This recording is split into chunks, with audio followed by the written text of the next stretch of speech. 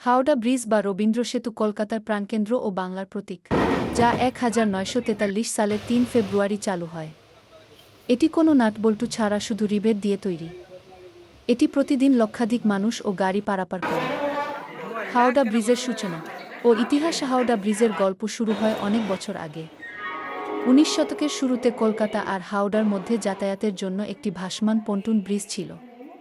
সেই ব্রিজ দিয়ে ভারী গাড়ি চলাফেরা করা কঠিন ছিল।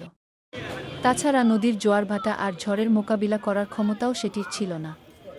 তাই নতুন একটি মজবুত সেতু বানানোর কথা ভাবা হয়। নির্মাণ কাজ 1936 সালে আসল কাজ শুরু হয়। বিখ্যাত company the Brathwaite burn and Jessop construction company এই সেতু তৈরির দায়িত্ব নেয়। সে যুগে কোনো নাট ও বল্টু ব্যবহার করা হয়নি। লোহার প্লেটগুলোকে জোড়ার জন্য গরম লোহাকে হাতুড়ি দিয়ে পিটিয়ে রিভেট করা হয়েছিল। দ্বিতীয় বিশ্বযুদ্ধের মাঝেও এর কাজ থামেনি।